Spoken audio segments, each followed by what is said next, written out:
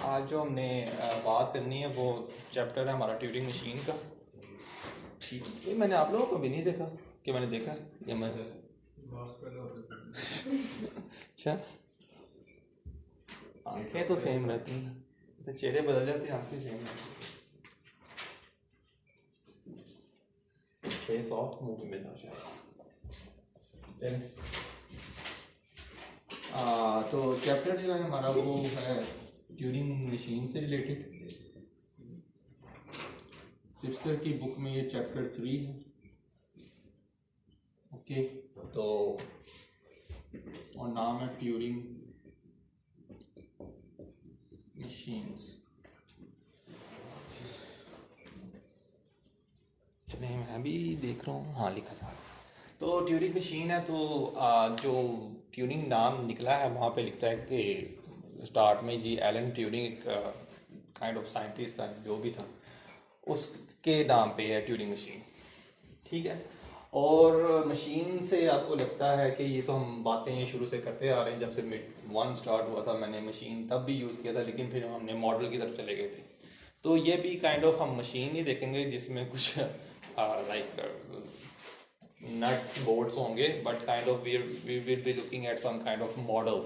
और वो मॉडल को जो नाम दिया गया वो Turing model, I would say Turing model, but the thing is that वो ट्यूरिंग मशीन कह रहे हैं तो ओके है ट्यूरिंग मशीन। तो बात शुरू होती है कि देखें आपने अभी तक कहाँ तक चीज़ें कवर की हैं। आपने कवर किया कि जो रेगुलर लैंग्वेजेस हैं जो कि कुछ, जिसकी एक एग्जांपल है ए स्टार, या फिर आपके पास कुछ इस तरह की चीज़ें हैं कि starts with A and ends with B. ये रेगुलर लैंग्वेजेस थी। और क्योंकि हम इनका डीएफए बना सकते थे और हम इनका सीएफजी बना सकते थे। लेकिन फिर हमें जब प्रॉब्लम आई, हमने प्रॉब्लम एक देखी कि एक लैंग्वेज थी a power n, a raise to power n, b raise to power n. तो इसका इशू ये था कि इसका ना डीएफए बन रहा था ना इसकी सीएफजी बन रही थी। And the reason was that कि इनसाइड ये कहती थी कि I needed to count the number of A's and match up with the number of B's. तो वो मुझसे हो नहीं पा रहा था। क्यों नहीं हो पा रहा था? क्योंकि मुझे किसी तरह इसको नंबर ऑफ एज को स्टोर करना पड़ रहा था। कहीं पे मैं ये सेव कर लूँ नंबर ऑफ एज, फिर कहीं पे सेव कर लूँ नंबर ऑफ बीज, फिर मैचअप करूँ। लेकिन डीएफए में तो मेमोरी थी ही नहीं, वो एक बिट मेमोरी है कि जिस स्टेट पर है और कौन सा सिंबल वो रीड कर रहा है, डेट्स इट। जब वो दूसरी स्टेट पर चला जाता है वो भूल जाता है मैं पीछे से कहाँ से आया था। वालेकुम अस्सलाम। तो फिर हमने क्या किया था, इस यहाँ पे फिर अपने जो एनएफए था उसमें हमने यूज़ कर लिया था स्टैक। जब हमने स्टैक की फैसिलिटी को यूज़ किया तो फिर हम ये number of A's and number of B's को स्टोर करने लग पड़े। ये देखें जी, ये डॉलर साइन है, ये डिफाइन करेगा जी एंड ऑफ स्टैक है। और फिर ये मैं ए स्टोर कर रहा हूँ, जब बीज आएंगे तो फिर मैं इनको मैच करता रहूँगा। तो क्या कहते हैं, actually I am gonna be counting them. तो फिर हमने ये इशू सॉल्व कर लिया और हमने कहा कि ऐसी लैंग्वेजेस को हम कहेंगे जिसमें हम स्टैक की मदद यूज़ करें। लाइक ऐसी लैंग्वेज हम कहेंगे नॉन रेगुलर लैंग्वेजेस। और इनकी जो पहचान है वो ये है कि इनके लिए हम लाइक पीडीएस बना सकते हैं और सीएफजीस बना सकते हैं। एंड मोर ओवर मैं कुछ ऐसा काम कर देता हूँ। So this tells us that के काइंड ऑफ जो रेगुलर लैंग्वेजेस हैं is a part of non regular languages, is a subset of non regular languages. क्योंकि हम पीडीएस और सीएफजीस बना सकते हैं किन की, इन लैंग्वेजेस की भी। लाइक ए स्टार, तो मैं ये कह सकता हूँ S goes to AS and then S goes to epsilon। ठीक है, तो क्योंकि मैं CFG बना सकता हूँ ऐसी लैंग्वेजेस की भी, तो ये पार्ट है इनका नॉन रेगुलर लैंग्वेजेस का सबसेट है। फिर हमें मसला आया कि हमने देखा कि अभी मैंने आपको असाइनमेंट दी थी कि जिसमें मैंने आपको ये कहा, ये असाइनमेंट थी। तो इस लैंग्वेज का इशू ये था कि ये इसके लिए ना पीडी आप बना पाएंगे ना इसके लिए आप सीएफजी बना पाएंगे। एंड द इनसाइट ये कहती है कि the thing is that I need to match the number of a's with the number of b's and with the number of c's. तो अगेन अगर आप स्टैक को यूज़ करने चाहेंगे तो क्या होगा, इशू ये आएगा कि एंड ऑफ स्टैक फिर आपने ए स्टोर करना शुरू किया, ठीक है। लेट्स से ये हमारे पास इनपुट थी और हमने ए स्टोर करना शुरू किए, 2 एज मैंने स्टोर कर लिए हैं। एंड फिर मैं क्या करता हूँ, ओके जब बीज आए हैं तो मैं इनको मैच करता हूँ। यहाँ से मैंने ये भी रीड कर ली, ये भी रीड कर ली, ये भी रीड कर ली, ये भी रीड कर ली। लेकिन जब सीज आते हैं तो वो अब मैं या तो पुश करूंगा लेकिन बाद में को काउंट नहीं कर पाऊंगा किसी चीज़ के साथ, मैं मैच नहीं कर पाऊंगा, ठीक है। तो स्टैक की वजह से ये थोड़ा इशू है कि वो टॉप को सिर्फ पॉइंट आउट कर रहा होता है। तो ऐसी चीज़ों के लिए फिर पीडीए ज़रा नाकाम हो गया। फिर क्या करते हैं कि ओके यहाँ पे ट्यूरिंग साहब आ गए, तो उन्होंने कहा what I am gonna do is that I am gonna give you the model of based on what, not on stack but on magnetic tape, like not magnetic tape but just single tape, magnetic tape, single tape। अब ये single tape से क्या फ़ायदा होगा ये हमने पढ़ना है, और फिर ये जो लैंग्वेज होंगी इस मॉडल से जो मैं पावर हासिल कर सकता हूँ उसमें यह कि मैं नॉन रेगुलर लैंग्वेज को भी बना सकता हूँ, मैं रेगुलर लैंग्वेज के लिए भी ट्यूरिंग मशीन बना सकता हूँ। तो ये ज़्यादा ब्रॉड स्पेक्ट्रम आ गया मेरे पास, ठीक है। तो यहाँ तक हमने बात खत्म की थी कि इसने जो फैसिलिटी दे दी, इसने टेप की फैसिलिटी दे दी। तो हम देखेंगे ये टेप क्या कर सकती है, इस टेप की क्या फंक्शनैलिटी है, किस तरह हमें हेल्प आउट करेगी, इसका अपना स्ट्रक्चर है, ये हमने देखा। तो ये मैं अभी रेज करूँगा।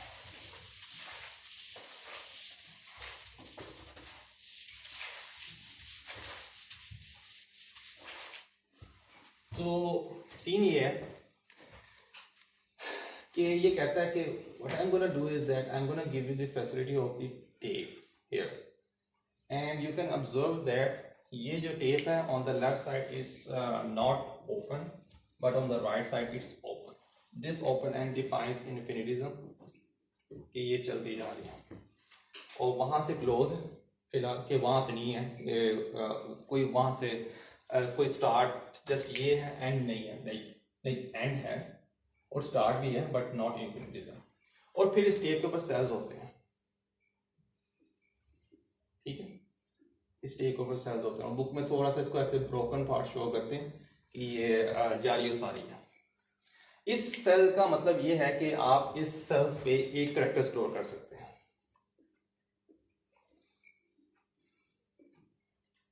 ठीक है। और ये करैक्टर्स क्या होते हैं, ये आपके जो यूज़र आपको इनपुट देता है ये वो करैक्टर्स होते हैं।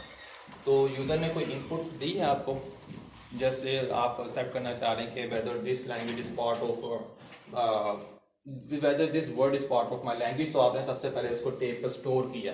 तो ये आपको ऐसे नज़र आ रहा है टेप पर, जिस तरह आपकी अपनी हार्ड डिस्क होती है, आपकी रैम होती है। तो ये वो चीज़ें हैं, ठीक है।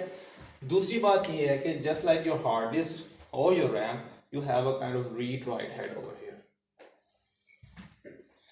read write head। ये कर क्या सकता है, ये कर ये सकता है कि एक at a particular point at a particular time at some time instant of time ये एक सेल को पॉइंट कर रहा होता है, और ये यहाँ पे रीड भी कर सकता है कि इसने यहाँ पे क्या लिखा हुआ है, और राइट भी कर सकता है कि राइट कर सकता है, और ये राइट मूव कर सकता है और ये लेफ्ट भी मूव कर सकता है। तो इसकी 4 चीजें हैं, it can read, it can write, it can move left और राइट, ठीक है। तो ये इसका मूवमेंट का पार्ट। तो ये हमारी टेप है। अगेन इसका क्या स्ट्रक्चर है, एक साइड से ये क्लोज्ड है, एक साइड से ये ओपन है, ये इन्फिनिटिज्म को शो कर रहा है, ये रीड भी कर सकती है, राइट भी कर सकती है, लेफ्ट भी मूव कर सकती है, राइट भी मूव कर सकती है।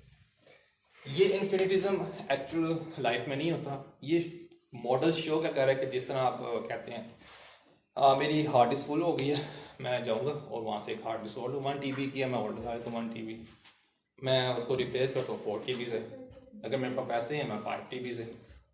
तो इस तरह की चीज़ें आप कर सकते हैं। तो ये उस चीज़ को शो कर रहा है कि जिस तरह आप अपने जब स्पेस आपको ख़त्म फुल हो गई, आप जाके मार्केट से हार्ड डिस्क नहीं लेकर आ सकते हैं, या रैम डलवा सकते हैं। 64 बिट का प्रोसेसर है तो उस हिसाब से आप रैम लेकर आ सकते हैं। तो ये वो शो कर रहा है, ये एक्चुअल में नहीं है कि दुनिया में इनफाइनाइट मेरे पास मेमोरी है, ठीक है। तो उसके बाद जब ये इनपुट आप स्टोर करते हैं तो इसके बाद जो सेल्स होते हैं वो सारे ब्लैंक होते हैं, और उनको शो करने के लिए आप kind of blank space put कर रहे हो, ठीक है, ब्लैंक स्पेस पुट करते हैं। So your input will start from here and ends here, and after that you gonna see blank spaces कि यहाँ पे आगे कुछ भी नहीं है। तो ये इस डाटा स्ट्रक्चर को, इस मेमोरी को हम यूज करेंगे ट्यूरिंग मशीन में to solve our problems. Other important distinction is that कि ये लोग किताब के अंदर बड़ा इंपॉर्टेंट सेंटेंस लिख देते हैं, जो कि मैंने थ्योरेटिकल पार्ट ऑफ वीडियोस में मैंने पहले बता दिया, लेकिन यहाँ पे मैं फिर भी डिस्कस करना चाहूँगा कि ये कहते हैं कि देखें जो आपका जनरल पर्पस कंप्यूटर कर सकता है वो कौन से, जो आजकल के ये मोबाइल है, लाइक इतना जनरल पर्पस नहीं है, लेकिन जो आपका लैपटॉप है, कंप्यूटर है, जियोन, शियोन, नियोन, कियोन, ये जो काम कर सकते हैं वो ये ट्यूरिंग मशीन सिंपल से ये भी कर सकती है, ठीक है। तो ये काफ़ी बड़ी स्टेटमेंट है। तो एक्चुअल ये काम इसलिए कर सकते हैं कि जो आजकल के हमारे जनरल पर्पस कंप्यूटर्स हैं वो इस मॉडल को यूज़ करते हैं। ये जो फैसिलिटीज बंदे ने दे दी है कि मैं लेफ्ट जा सकता हूँ, राइट जा सकता हूँ, रीड कर सकता हूँ, राइट कर सकता हूँ, ये फैसिलिटी काफ़ी एफिशिएंट एंड एडवांटेज हमें प्रोवाइड करेगी। तो अब देखेंगे हम ये कि हमने तो ये देख लिया, अब कुछ चीदा मसाइल देखते हैं। मैं कहता हूँ कि आप पे रिस्ट्रिक्शन लगा सकता हूँ कि you know what, every time you will read, अगर आपको कोई इनपुट है आप उसको देख रहे हैं तो आप रीड भी करेंगे, आप राइट भी करेंगे, आप फिर मूव भी करेंगे फॉर श्योर। ये नहीं है कि आपका दिल के मैं रीड करूँ राइट ना करूँ, या राइट करूँ तो रीड ना करूँ, तो मूव करूँ तो रीड भी ना करूँ, राइट भी ना करूँ, बस मूव करता चला जाऊँ, ऐसा नहीं। आप रीड भी करेंगे, आप राइट भी करेंगे, और आप मूव भी करेंगे। इनमें से ये नहीं कि आप एक काम करें, तीनों काम आप करेंगे। फिर पहला मसला ये आता है कि यार देखो, अगर तो मैंने रीड करना है, राइट करना है, जस्ट मुझे यहाँ पे कोई चेंज नहीं करना था, मैंने जो सेंटेंस बोला मुझे यहाँ पे कोई चेंज नहीं चाहिए था, I am looking at the A, I just want to see an A afterwards too, तो क्या करें? तो वो कहता है कि इस मसले को ऐसे हल करें कि आपने रीड किया ए को और दोबारा राइट कर दिया ए को, तो दिस मीन्स के no change has taken effect over here. Read किया ए को, राइट कर दिया ए को। वो कहता है कि यार मैं रहना ही इधर चाहता था, मैं आगे जाना ही नहीं चाहता था। आप तो कह रहे मूव करो मूव करो मूव करो, मैं आगे जाना ही नहीं चाहता। तो आप क्या कर सकते हैं, एक दफ़ा आप राइट जाएं और फिर लेफ्ट आ जाए, so no movement has taken place. आप आगे गए हैं फिर पीछे आ गए, तो मैं आगे गया फिर मैं पीछे आ गया, तो मैं कहीं गया ही नहीं, ठीक है। तो कुछ बाज़ का ज़िंदगी की जो मेहनत होती है वैसे ही होती है, हम सिर्फ भाग रहे होते हैं, पहुँचते कहीं नहीं, क्योंकि हम बस भाग रहे होते हैं। कोई गोल, कोई डेस्टिनेशन, कोई एम, कोई गाइडेंस नहीं होती, हम बस भाग रहे हैं, चक्कर लगा रहे हैं, और बाद में पता चलता है हम वहाँ पे ही आ गए जहाँ से शुरू हुए थे। तो ये काफ़ी इंपॉर्टेंट चीज़ है। तो इसी तरह कहता है कि अगर आप कहीं पे नहीं जाना चाहते हैं, एक दफ़ा राइट जाएं, एक दफ़ा लेफ्ट आए, कहीं पे भी नहीं गए तो उधर ही खड़े हैं। अब ये मॉडल हमें मिल गया, इससे हम क्या करेंगे, इस मॉडल से हम इस लैंग्वेज का एक वर्ड एक्सेप्ट करने की कोशिश करेंगे। हम देखेंगे कि डीएफए इसको एक्सेप्ट नहीं कर पाया, पीडीएस इसको एक्सेप्ट नहीं कर पाए, तो ट्यूरिंग मशीन को कैसे एक्सेप्ट करेगा। तो स्पेसिफिक डिटेल्स में जाने से पहले what I am gonna do is I am gonna give you a simple informal logic कि ये काम कैसे करेगा। सो आपके पास एक यहाँ पे वर्ड, इस लैंग्वेज का एक वर्ड है, स्पेसिफिक वर्ड है A double B double C, ठीक है। तो आप क्या करना चाह रहे हैं, आप ये करना चाह रहे हैं कि नंबर ऑफ एज मैच करें नंबर ऑफ बीज के साथ, और फिर मैच करें नंबर ऑफ सीज के साथ, कि जितने एज हों उतने बीज हों उतने सीज हों। तो आप एक्चुअली करते क्या हैं, आप करते ये हैं कि यहाँ से आप एक ए को रीड करते हैं और फिर कहते हैं कि इसके साथ एक कॉरस्पॉन्डिंग बी है, तो आप इसको स्किप करेंगे और फिर स्किप करते जाएंगे जितने भी एज होंगे, और जब आपको एक बी मिलेगा आप कहेंगे okay I have the corresponding B for the A. फिर आप कहते हैं कि इसके साथ कॉरस्पॉन्डिंग सी है मेरे पास, तो फिर आप इसको स्किप करेंगे, ये अब आपके भी काम का नहीं है। आप यहाँ पे आ जाएंगे सी पर, आप कहेंगे okay well and good, I have the 1A 1B 1C। तो ये आप खत्म कर देंगे बाद में कि मुझे एक एक चीज़ इनका पेयर मिल गया मुझे। फिर आप वापस जाएंगे, आप देखेंगे ओके अब जो सेकंड ए अगर है तो उस सेकंड ए के साथ सेकंड बी भी होना चाहिए, फिर सेकंड सी भी होना चाहिए, और इस तरह आप कंटिन्यू करते रहते हैं। एक चीज ये वो ओवरव्यू है। फिर थोड़ी सी स्पेसिफिक डिटेल्स में अगर मैं लेवल डाउन करता हूँ, लाइक लेवल डाउन नहीं डिटेल्स में जाता हूँ, तो मुझे किसी तरह पता होना चाहिए कि ये ए मैंने रीड कर लिया है, ये बी मैंने रीड कर लिया है, ये सी मैंने रीड कर लिया है, अब मैं इसको दोबारा काउंट नहीं करूँगा। तो मुझे किसी किस्म की डिस्टिंक्शन चाहिए कि मैंने इस ए को रीड कर लिया है, मैं बार बार इसके कॉरस्पॉन्डिंग बी कॉरस्पॉन्डिंग सी नहीं देखूंगा, मैं लूप में नहीं जाऊंगा। तो वो लूप से बचने के लिए मुझे किसी तरह कोई सिंबल चाहिए जो मुझे शो कर दे कि मैंने ये रीड कर लिया। तो every time you read an A, आगे करते हैं आप इसको रिप्लेस कर देते हैं कि ये देखें ये मैंने ए रीड कर लिया, और इसके साथ कॉरस्पॉन्डिंग जो बी है वो भी मैंने रीड कर लिया, उसके लिए डिफरेंट सिंबल यूज़ करते हैं, उसके सी रीड उसके साथ डिफरेंट सिंबल यूज़ करते हैं। क्यों? क्योंकि मैं बार बार इन चीज़ों को नहीं रीड करना चाहता, लूप में नहीं मैं जाना चाहता। ठीक है, so every time you read an A, आप उसको एक्स मार्क करेंगे, बी उसको वाई मार्क कर देंगे, और उसको जी उसको सी को आप जी मार्क कर देंगे, so that you don't stuck in a loop. दूसरी चीज, तीसरी चीज कि अब जब आप सब कुछ रीड कर लेंगे, फॉर एग्जांपल इसको भी मैंने एक्स रख दिया और बाद में मैंने इसको वाई कर दिया, फिर मैंने आपको यहाँ पे जी कर दिया, अब आपको पता होना चाहिए कि मैंने I have read all the letters and I just want to now end this thing। ये मैंने तमाम लेटर्स रीड कर लिए हैं, काउंटिंग ठीक है, ये कैसे पता चले? ठीक है कि number of A's number of B's number of C's equal थे, ये कैसे पता चले? एक लॉजिक हमने ये भी किसी तरह इंपुट करना है। ठीक है, तो that's all about it for now.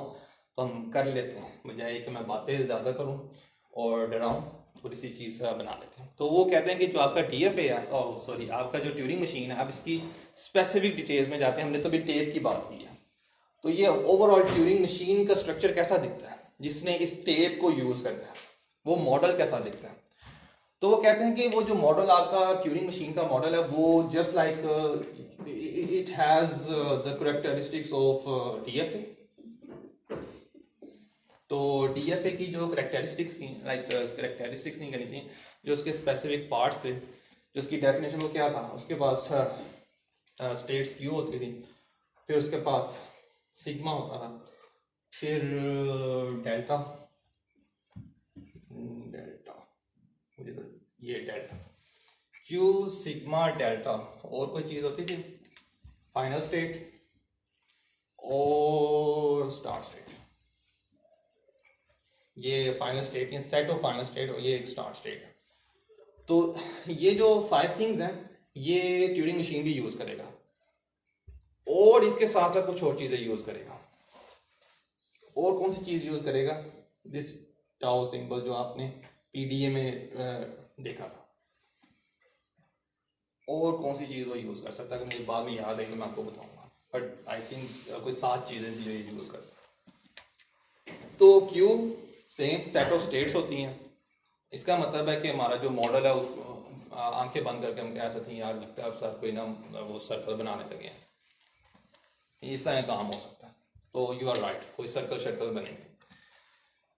Sigma आपको पता है वो क्या होता है? अल्फाबेट्स होते हैं जो इनपुट हम देते हैं। तो इस केस में जो इनपुट थी वो यहाँ पे थी, जो यहाँ पे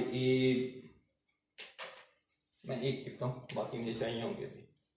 ये जो शुरू में आपका टेप पे अल्फाबेट्स होते हैं ये काइंड ऑफ इनपुट होते हैं, लाइक A था मेरे पास, B था मेरे पास, C था। तो इस केस में क्या था? A B और C। ठीक हो गया। और जो ट्रांजिशन फंक्शन है इसके बारे में थोड़ी एंड पे बात करूंगा। I would rather talk about it when I have a Turing machine here, अभी नहीं बात करूंगा। तो अगर मैं ना बात करूं तो मुझे याद दिला देना। तो जो फाइनल स्टेट होती है, now that we have the set of states, then this means that there should be some kind of final state too, then there should be some kind of initial state too, जहाँ से हम बात शुरू करेंगे और जहाँ पे हम बात खत्म करेंगे। तो ये सेट ऑफ फाइनल स्टेट, एक से ज़्यादा फाइनल स्टेट्स हो सकती हैं। ओके, तो यहाँ पे वो लिखता है कि स्पेसिफिक जो है वो क्यू रिजेक्ट लिखता है एंड क्यू एक्सेप्ट लिखता है। बुक के अंदर ना सिप्सर में ये लिखा हो।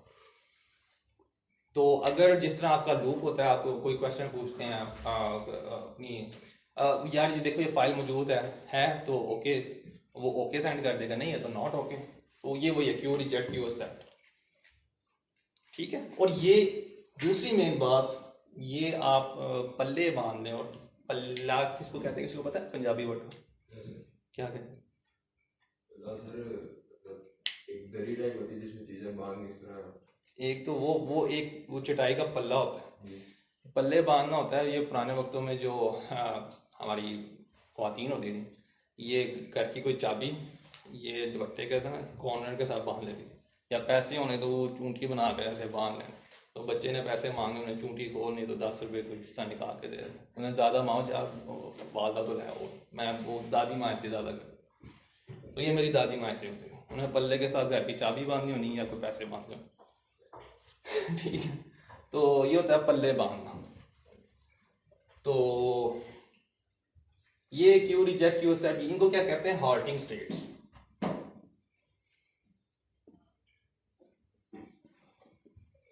ठीक है, these are called halting states because कि जब आपका प्रोग्राम स्टार्ट होता है वो कहीं ना कहीं पे रुकता है, या वो आंसर देकर रुकता है, कहेगा I have found it with some accepting answer, या वो रिजेक्ट करके रुकेगा। तो इनको हम कहते हैं हार्टिंग स्टेट, कि रुकेगा जरूर। तो ये भी मैं थ्योरेटिकल पार्ट में बात की है, जो वीडियोस हैं यहाँ पे मैं फिर बात कर रहा हूँ। तो ये यहाँ पे रुकेगा जरूर, आपकी ट्यूनिंग मशीन जब यहाँ पे आएगी और रुक जाएगी, और वो साथ एक वर्ड लिखता है इमीडिएटली, या इमीडिएट इफेक्ट लिखता है वो, कि जब स्टेट को टच कर गई है दैट्स इट, कोई और ट्रांजिशन नहीं, नथिंग। ओके, तो जबकि हमारे डीएफए में क्या था, अगर हमारे पास कोई एक्सेप्टिंग स्टेट होती थी हम उस पर पहुंचते थे, लेकिन उसके बाद फिर भी हम ट्रांजिशन कर रहे होते थे। ट्यूरिंग मशीन में क्या होता है, जैसे ही आपको काम हो गया डेट यू को, बस आपने इसको टच कर लिया, कोई मजीद ट्रांजिशन नहीं है, इमीडिएटली आपका काम खत्म। वेल एंड गुड, ये थोड़ा एक डिफरेंस है। और फिर इनको हार्टिंग स्टेट में क्यों कहते हैं आपको बता दिया। इमीडिएट का वर्ड आपको बुक में अगर मिलेगा तो उसका मतलब मैंने आपको बता दिया। तो ये इनका काम होता है। क्यों नॉट अगेन क्या होगा कि जहां से आपकी कहानी स्टार्ट होगी, स्टेट्स हैं तो कहीं से कंप्यूटेशन तो स्टार्ट होगी ना। अब ये टाओ क्या सिंबल है, टाओ क्या कहते हैं, इसको कहते हैं कि आप जो टेप पर सिंबल्स होंगे, वो तमाम सिंबल्स जो टेप पर आप लिखेंगे जो मौजूद हैं वो टाओ का पार्ट बनेंगे। तो उस पर तो इनपुट भी है, तो तभी वो कहता है कि ये सिग्मा यूनियन और कौन से हैं जो मेरे अपने करेक्टर्स में यूज कर रहा हूँ। फॉर एग्जाम्पल इस केस में मैंने वाई और जी यूज किया, आप कुछ और यूज करेंगे तो वो आपका पार्ट बनेंगे। तो एक सेट होगा एक्स वाई और जी। और फिर आप देखते हैं कि ब्लैक स्पेस भी है, तो ये भी आपका क्या होगा, यूनियन। तो ये सारा टाउ है जिसमें आपके अपने करेक्टर्स, इनपुट करेक्टर्स और ये space. And keep that in mind, this space is not part of sigma. ठीक है, तो ये दूसरी इंपॉर्टेंट चीज है। अब ट्रांजिशन फंक्शन के बारे में थोड़ी सी अभी बात कर लेते हैं। तो ट्रांजिशन फंक्शन किस तरह का दिखता है, वो इस तरह लिखा होता है बुक के अंदर, बड़ी फैंसी सी मैथमेटिकल टर्म में।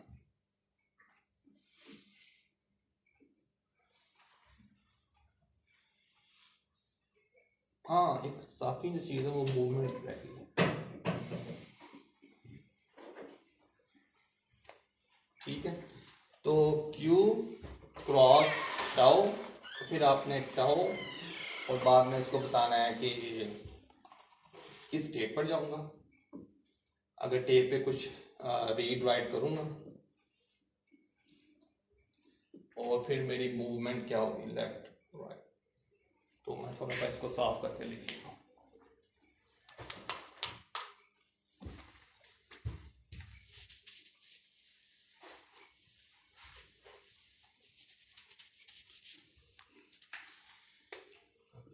Q cross tau cross left right. तो आप किसी स्टेट पर होंगे, टेप पर से कोई चीज़ रीड कर रहे होंगे, ये साइड ये पार्ट है रीड वाला। स्टेट पर होंगे कोई चीज़ रीड करेंगे, ये पार्ट है राइट वाला। आप किसी स्टेट पर जाएंगे कोई चीज़ राइट करेंगे टेप के ऊपर, और ये क्या चीज़ है, इन चीज़ों में से कोई चीज़ आप राइट करेंगे जो आपने सिलेक्ट कर ली, और फिर आप या तो लेफ्ट मूव करेंगे या तो राइट मूव करेंगे। ठीक है, तो अभी तक हमने क्या बात की, हमने टेप का स्ट्रक्चर पढ़ लिया, टेप की ज़रूरत पढ़ ली क्यों है, इसकी कुछ करैक्टरिस्टिक्स पढ़ ली, फिर हमने ट्यूरिंग मशीन के करैक्टरिस्टिक्स पढ़ ली हैं, इसको थोड़ा सा नज़र मारी है कि ये क्या चीज़ है।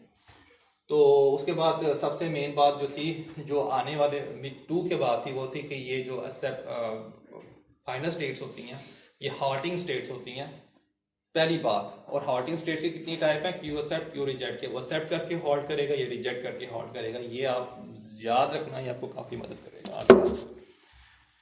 अच्छा, अब जब हमने ये सारी चीज़ें डिस्कस कर ली हैं, अब ज़्यादा सर खपाई से बेहतर है कि अब हम एक एग्जाम्पल कर लेते हैं, तो कर लेते हैं।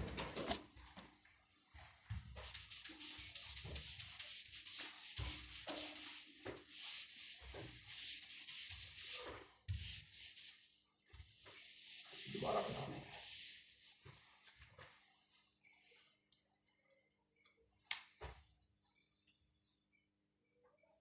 मैं क्या करता हूँ, इस लैंग्वेज का एक थोड़ा सा मॉडल डिज़ाइन करता हूँ कि शुरू में मेरे पास एज होने चाहिए, ठीक है, let's say there 3 and any number of A's, इसके बाद और फिर बी स्टार्ट होने चाहिए, और फिर जितने मर्जी बी, फिर सी स्टार्ट होने चाहिए, ठीक है, और जितने मर्जी बाद में सी हो। But the thing is that ये जितने मर्जी हैं, ये जितने मर्जी इसके साथ मैच करें, ये जितने मर्जी इसके साथ मैच करें, तो ये जो चीज़ है इक्वल होनी चाहिए इस चीज़ की। ये ना हो कि मैं जो जनरल चीज़ बता रहा हूँ वो कल को कोई पॉइंट रेज करते हैं। सो दैट्स द थिंग, ये जो जितने मर्जी हैं ये जितने मर्जी के साथ होने चाहिए, और जितने मर्जी के साथ होने चाहिए। और इन दी एंड जब सारी इनपुट मैं लिख लूँ तो बाद में क्या होना चाहिए, स्पेस होनी चाहिए कि आगे कुछ भी नहीं है, और फिर ये चलता जा रहा है। और मैंने किसी तरह number of A's, number of B's और नंबर ऑफ सीज को काउंट करना है। तो क्या करें, आपको स्टेट्स बता दी हैं, अब मॉडल बनाना है। तो आपको पता है कि सबसे पहले क्या होगा मेरे पास, फॉर श्योर मेरे पास एक स्टेट होगी, स्टार्ट स्टेट क्यू नॉट। और मैंने बेस केस सबसे पहले बनाना है, जिस तरह डीएफए में बनाते हैं। तो बेस केस किसके लिए हम बना रहे होते हैं, आप क्या चीज एक्सपेक्ट कर रहे हैं। सबसे पहले मैं एक्सपेक्ट कर रहा हूँ ए को, ठीक है, मैं एक्सपेक्ट कर रहा हूँ ए को। मेरा हेड कहाँ पे है, यहाँ पे। तो मैं क्या करूंगा, ये देखना मैं क्या लिखता हूं, मैं ए को रीड कर रहा हूं, मैं इसको रिप्लेस कर रहा हूं एक्स के साथ, और फिर आई गेस स्लैश डालते हैं, स्लैश नहीं डालते, आई थिंक वो बाद में देख लेंगे। और मैं राइट मूव कर रहा हूं। ये लिखने का तरीका है ट्रांजिशन फंक्शन के जो 3 पार्ट्स थे। आप क्या चीज इस तरफ क्या था कि स्टेट पर होते हैं, क्या चीज रीड कर रहे होते हैं, और इस तरफ क्या होता है कि अब आप किस स्टेट पर जाएंगे, आपने वहां पे क्या राइट करना है, और आपकी मूवमेंट क्या होगी।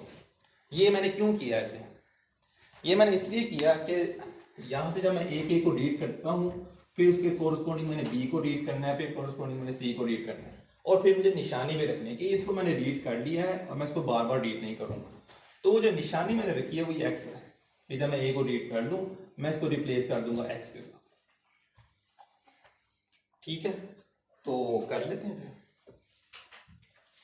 जी सर ये जो मतलब इस स्ट्रक्चर में जो हेड है, इसकी जो फंक्शनैलिटी है कि एक ही मतलब सेल में वो रीड राइट मूव तीनों एक साथ ही एग्जीक्यूट करता है, इसकी यूजफुलनेस ये होती है कि हमें पता लगता है कि हम करंट किस स्टेट पे थे, नेक्स्ट किस स्टेट पे क्या करके जा रहे हैं। तो इसके अलावा तो इसकी मतलब यूजफुलनेस मुझे इसकी समझ नहीं आती, मतलब एक ही सेल में तीनों ये चीजें रीड भी, राइट भी और मूव भी, मतलब कोई एक इनमें से नहीं करता एक टाइम पे। तो इसकी यूजफुलनेस आप जानना चाह रही हैं कि ये इसकी यूजफुलनेस क्या है, जब ये काम से क्या फ़ायदा होगा, ये क्या है तो मतलब? मुझे लगता है कि यहाँ पे ये फायदा आ रहा है कि मतलब हमें यहाँ पता लगा कि ए रीड करके हम एक्स को राइट कर रहे हैं, मतलब करंट किस स्टेट पे थे, नेक्स्ट क्या। ठीक है।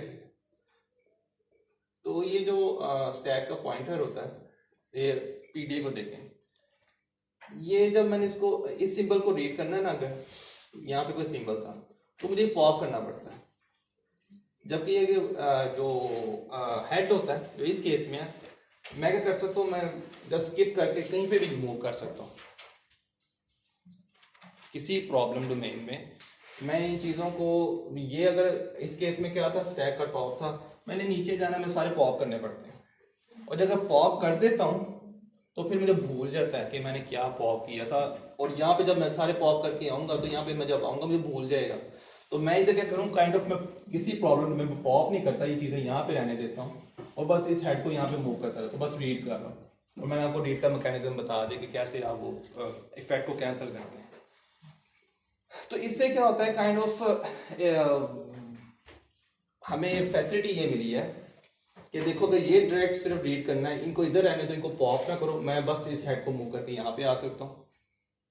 तो ये एक एक्स्ट्रा फंक्शनैलिटी है कि आप उसको कुछ भी ना करें, यहाँ पे मुझे पॉप करना पड़ता था, वो गए, और यहाँ पे मैं नहीं पॉप कर रहा, अगर कोई प्रॉब्लम डोमेन है मैं जस्ट इसको हिट करना चाहता हूँ तो इधर आ जाऊँगा, इधर आ जाऊँगा, फिर वापस भी जा सकता हूँ, और सिंबल वो सारे वहाँ के वहाँ पड़े रहेंगे।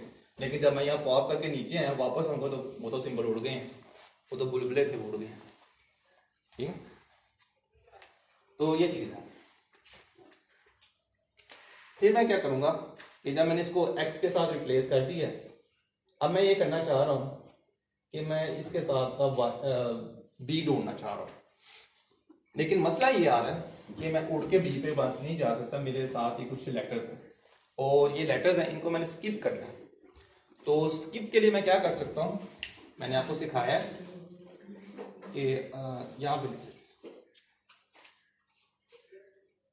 अच्छा, ए को रीड किया, एक्स से रिप्लेस किया और राइट मूव कर दिया, तो ये मैं राइट मूव कर दिया।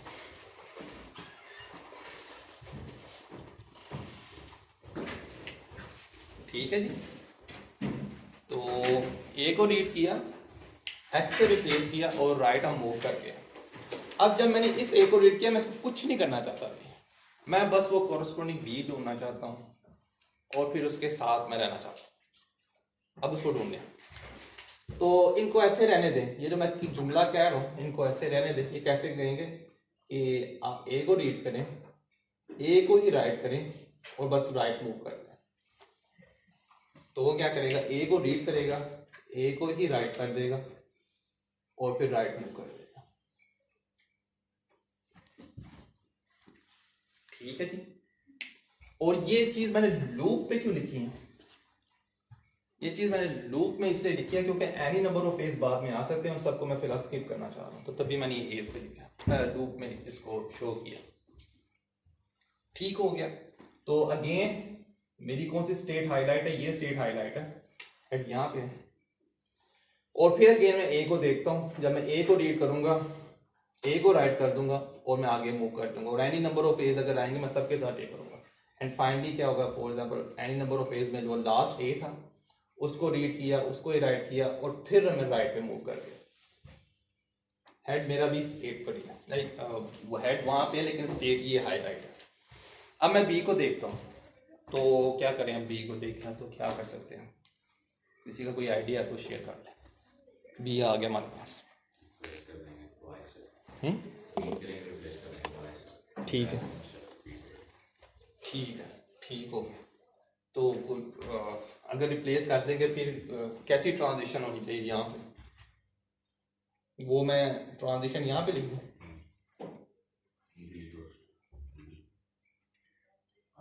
यहाँ पे लिखूँ,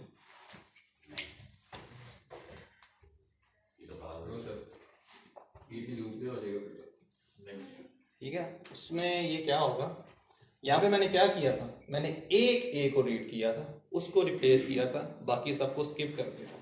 अगर मैं यहाँ पे ये काम कर रहा होता फॉर एग्जांपल ए को रीड करता, एक्स से रिप्लेस करता और राइट मूव करता, तो इसकी वजह से क्या होना था, ये एक्स भी हो जाना था, ये भी एक्स भी हो जाना, ये भी एक्स हो जाना था। ठीक है, तो मुझे तो एक करना था, तो मैंने वो एक के लिए ही काम किया, ये मैं कभी ऐसे नहीं करूँगा। और इसी तरह मुझे यहाँ पे भी एक बी को भी रिप्लेस करना है, तो मैं इसको लूप में नहीं करूँगा, वरना वो क्या करेगा, मेरा लॉजिक ख़राब हो जाएगा। मैंने जो फॉर लूप लिखा है या जो लूपिंग में प्रोग्राम लिखा है ये ख़राब हो जाएगा। तो मैं इसको क्या करूँगा, ऐसे नहीं करूँगा, मैं ऐसे, ठीक है। तो वो इसको वाई से रिप्लेस करेगा और फिर हेड जो है वो राइट मूव करेगा और हम किसी स्टेट पर आ गए। और अब ये यहाँ से यहाँ पे आ गए। अब क्या करें, लूप लगा दें। लूप कौन सा लगाएं? तो जैसे ए के साथ लगाया था, यहाँ यहाँ भी बी के साथ लगा दें। ठीक, तो बी को रीड करेंगे, बी को राइट करेंगे और बस राइट मूव कर देंगे, तो वो तमाम बीस को स्किप कर देगा, फाइनल बी पर आएगा, इसको भी स्किप करेगा, फिर मेरे पास सी पर आ जाएगा और स्टेट यही होगी। अब क्या करेंगे, वही सेम लॉजिक, तो वो सेम लॉजिक क्या है, सी को रीड करेंगे, जी से रिप्लेस करेंगे। अब बताएं मुझे राइट मूव करना चाहिए, क्या करना चाहिए? राइट, क्योंकि हमने बेस केस पकड़े हैं अभी, हम स्पेस डिटेक्ट करनी है, तो हम राइट ही मूव करें। अच्छा, सर लेफ्ट मूव नहीं करना चाहिए, क्योंकि ए बी सी हमने मतलब तीनों एक एक हो गए, तो अब दोबारा से ए स्टार्ट करें। यस, नहीं हम बेस केस नहीं डिटेक्ट कर रहे अभी। यही बेस केस है ना, छोटा सा, कि एक ए के साथ एक बी एक सी, एक को क्रॉस किया, अभी एंड पे नहीं जाएंगे। अच्छा, मैं एक्सपेक्ट कर रहा सिर्फ ए बी सी डिटेक्ट करना है, दैट्स इट। नहीं, तो अब आपने जब एक ए के साथ एक बी एक सी कर लिया है, तो अब आपको आगे भी नहीं जाना चाहिए, अब आपको वापस आना चाहिए। तो यहाँ पे जब z रिप्लेस करूँगा मुझे वापस आना चाहिए, तो यहाँ पे मैं कहूँगा जब इसको रिप्लेस करो तो फिर लेफ्ट मूव कर दो, तो ये जब इसको रिप्लेस करेगा ये लेफ्ट मूव कर देगा,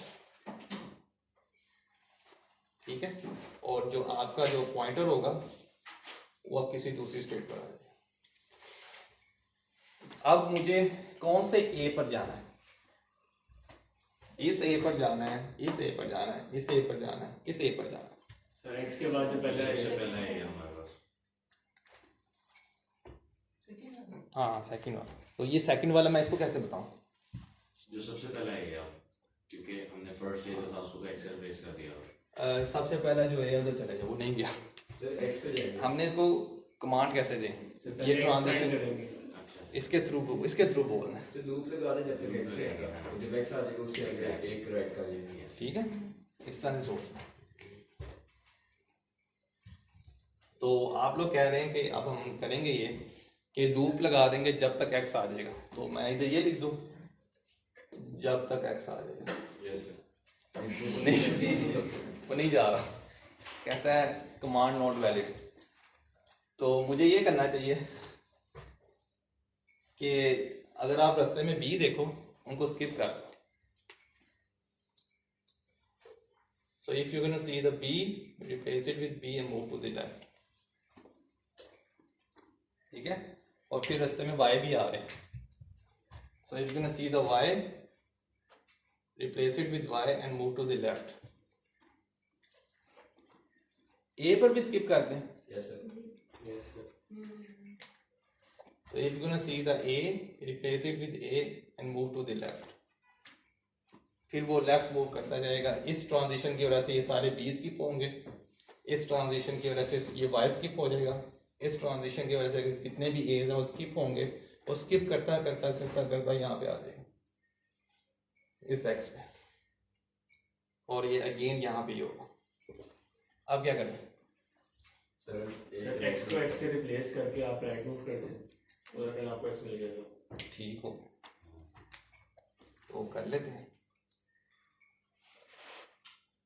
एक्स को एक्स से रिप्लेस किया और राइट मूव किया, तो आपके कहने के मुताबिक अब ये है।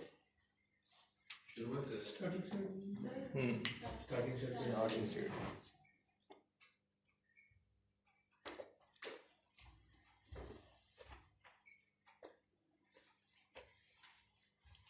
तो ये आपका किस तरह का चक्कर चल रहा है, कुछ इस तरह का चक्कर चल जो ऑफ दी बोर्ड आपके पास है।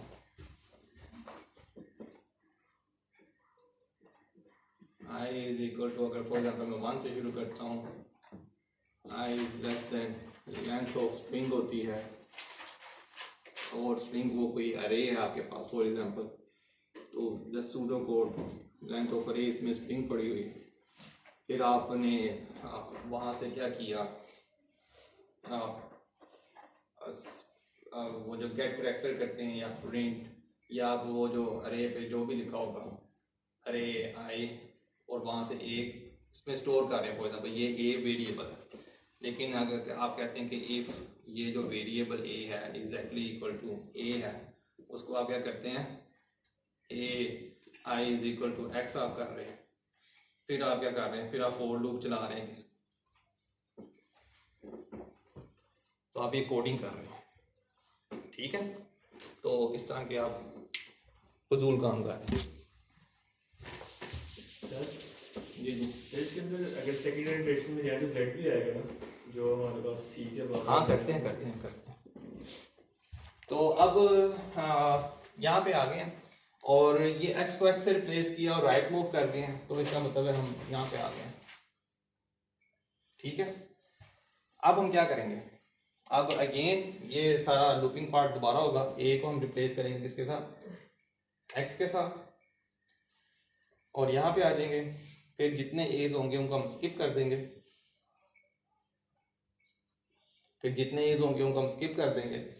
और ये भी स्किप हो जाएगा, जितने एज होंगे वो स्किप हो जाएंगे। और फिर हमारे पास यहाँ पे, लेकिन मेरे पास तो यहाँ पे ट्रांजिशन ही नहीं है y के लिए, जो y को रीड कर रही हो उसको छेड़ रही हो। अब क्या करें, चलिए लूप में डाल देंगे y रिप्लेस करके राइट, ठीक है। तो एस को भी स्किप कर दें। ये क्या, अब आप मॉडिफिकेशन, जब बेस केस बन गया ना, अब आप मॉडिफिकेशन थोड़ी मॉडिफिकेशन कर रहे हैं कि अब चेंज क्या आ रहा है। तो अगर वाइज आ रहे हैं तो वाइज को भी स्किप कर दें। तो यहाँ पे लिखूं या यहाँ पे लिखूं, कहाँ पे लिखना चाहिए, लूप में लिखना चाहिए।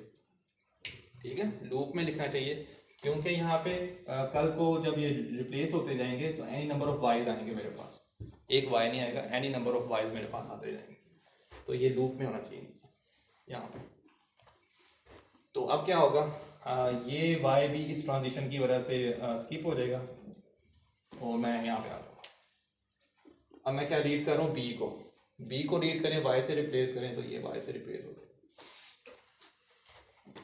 और अब मेरे पास यहाँ पे आ गया, इसमें क्या है,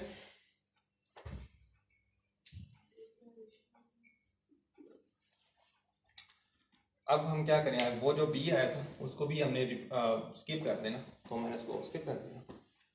तो एनी नंबर ऑफ बीस को भी स्किप करता जा रहा हूँ, एंड फाइनली मैं यहाँ पे आ जाऊँगा। तो फिर क्या करें, अब यहाँ पे तो जी है, तो मेरे पास तो कोई ट्रांजिशन ही नहीं है जी यहाँ पे, तो फिर हम लिख देंगे ट्रांजिशन को।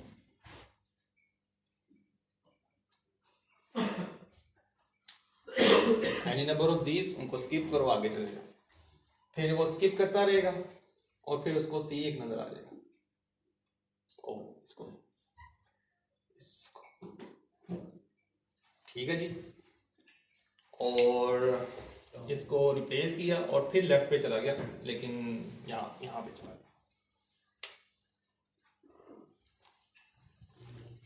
अब ये लूप है, लेकिन हेड जो रीड कर रहा है वो जेड को रीड कर रहा है।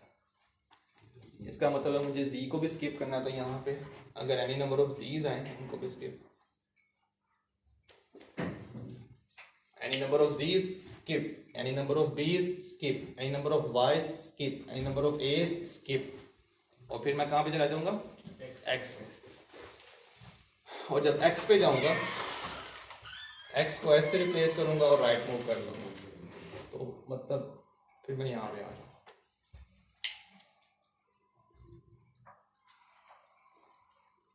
अब अगेन ये सारा लूप रिपीट होगा और इस ए को मैं रिप्लेस करूंगा एक्स के साथ, यहाँ पे आ जाऊंगा। फिर मेरे पास वाइज आएंगे, इनको स्किप करूंगा, मुझे बी मिलेगा, इस बी को रिप्लेस करूंगा वाई के साथ और फिर यहाँ पे आ जाऊंगा। फिर फॉर एग्जांपल अब 3 ही बी आप कंसीडर करें, मतलब मैं जेड पे आ गया, तो ये स्टेट हाईलाइट है। यहाँ पे जितने जीज होंगे उनको स्किप करूंगा और फिर फाइनली मैं यहाँ पे पहुंचूंगा। ठीक है, फिर क्या होगा, ये स्टेट बल्कि ये स्टेट हाईलाइट है, इसको रिप्लेस करूंगा जी के साथ और इस स्टेट पर आ जाऊंगा और ये हेड यहाँ पे मूव कर दे। फिर क्या करूंगा, वापस जाऊंगा, वापस जाके मैं क्या देखूंगा, चलिए आप साथ ही चलते हैं, टाइम है तो रास्ते में कोई शॉर्मा वगैरह दिखा तो साथ चलते हैं। तो क्या करें, जीज की वजह से जी स्किप होंगे, यहाँ पे आ जाएगा। फॉर एग्जांपल ये सारे अब वाइज हैं, इन वाइज की वजह से सारे वाइज स्किप हो जाएंगे, तो यहाँ पे आ जाऊंगा। अब क्या होगा, एक्स को रीड किया, एक्स को रिप्लेस किया, एक्स से रिप्लेस किया और राइट मूव कर दिया। ये चीज क्या शो कर रही है कि सारे एज रीड हो चुके हैं। जब मैंने एक्स को रीड किया, एक्स से ही रिप्लेस कर दिया और राइट पे मूव किया और राइट पे मुझे वाई मिला, इसका मतलब है यहाँ पे जितने एज थे वो मैंने रीड कर लिए। ठीक है, अगर मैंने अब यहाँ से लॉजिक दूसरा शुरू होता है, यहाँ पे आपने अपनी लूपिंग को खत्म करना है, रिजेक्ट स्टेट पर जाना है या एक्सेप्ट स्टेट पर जाना है, यहाँ पे देखेंगे। अगर आपने सारे एज यहाँ पे रीड कर लिए हैं तो असूलन अगर इनपुट वैलिड थी तो यहाँ पे सारे 20 भी रीड कर लिए, उनको रिप्लेस कर दिया वाई के साथ। फिर असूलन यहाँ पे सारे जो जीज थे वो भी रीड कर लिए, उनको असूलन किसके साथ रिप्लेस कर दिए, जी के साथ। जब ये काम होगा तो सारे एज, सारे बीज, सारे सीज इक्वल थे और वो एक्स वाई जी से रिप्लेस हो चुके हैं। लेकिन इस चीज को फिर मुझे मेक श्योर करना है। वो मेक श्योर मैं कैसे करता हूं कि एक्स को एक्स के साथ रिप्लेस किया और यहाँ पे अभी स्टेट यहाँ पे आए हैं और मैंने देखा मैं तो वाई पे खड़ा हूं, इसका मतलब मैंने सोचा कि यार इसका मतलब सारे एज रीड हो चुके हैं। हाँ जी, सारे एज रीड हो चुके हैं। अब मैं चेक करूंगा, यहाँ पे मैं इन एडवांस आपको बता देता हूँ, इसको देख लें, ये ए एक्स से रिप्लेस हुआ, इसके अगेंस्ट ये वाई से रिप्लेस हुआ, इसके अगेंस्ट जी से रिप्लेस हुआ और मेरे पास ये चीज है। ठीक है, अब जब मैं वापस आया मैंने कहा एक्स को एक्स के साथ रिप्लेस करो और राइट मूव कर दो, वाई पे खड़ा हो गया। उसने देखा अगर सारे एज रीड कर लिए हैं तो यहाँ पे सारे क्या होने चाहिए, वाइज होने चाहिए। फिर यहाँ पे क्या सारे होने चाहिए, जीज होने चाहिए। एक यहाँ पे बी मौजूद है। अगर इनपुट खराब, अगर इनपुट ठीक है, अगर इनपुट ठीक है तो ऐसा सिनेरियो होगा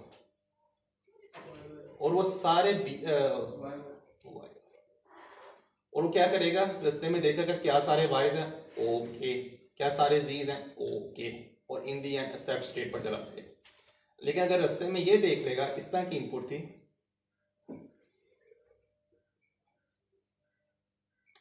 जी सी, एक उस पीस को बी मिल गया तो वो कहेगा मसला आ गया। तो सबसे पहले इस चीज को अश्योर करते हैं जिसमें यानी कि नंबर ऑफ सारे, मैं एक्स देखूं, वाई देखूं तो जी देखूं। तो मैं यहाँ पे क्या करूंगा, इस स्टेट पर से अगर मैं y को देख लूं, y को y से रिप्लेस करूं और राइट मूव कर दूं,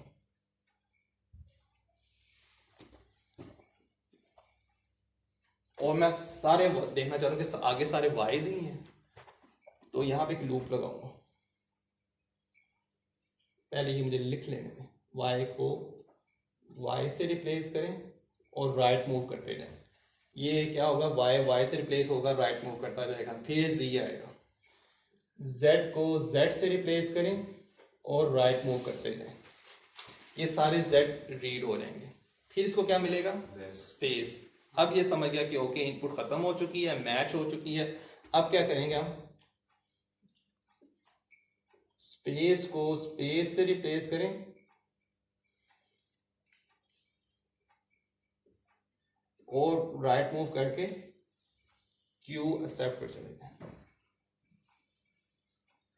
एक्सेप्ट स्टेट पर चले जाए।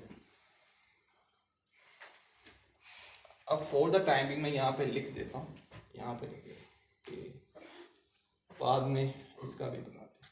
अगर मुझे रास्ते में बी मिल जाए, बी को बी रहने दें और राइट मूव करें या लेफ्ट मूव करें, डजेंट मैटर, लेकिन रिजेक्ट स्टेट पर चले जाएं। और मैंने क्या कहा था, जब वो क्यू एक्सेप्ट पर जाता है, जब वो क्यू रिजेक्ट पर जाता है, तो उसके बाद ट्रांजिशन नहीं करता। बस यहाँ पे ग्रीन लाइट ऑन हो जाएगी, आंसर आ जाएगा। यहाँ पे रेड लाइट ऑन होगा, वो रिटर्न करेगा जो भी आप कहते हैं अपनी प्रोग्रामिंग की दुनिया में, कुछ भी नहीं होगा। अब इशू ये है कि दूसरी बात, ट्यूरिंग मशीन्स जो मैं आपको पढ़ा रहा हूँ ये डिटर्मिनिस्टिक है। ये डिटर्मिनिस्टिक ट्यूरिंग मशीन है।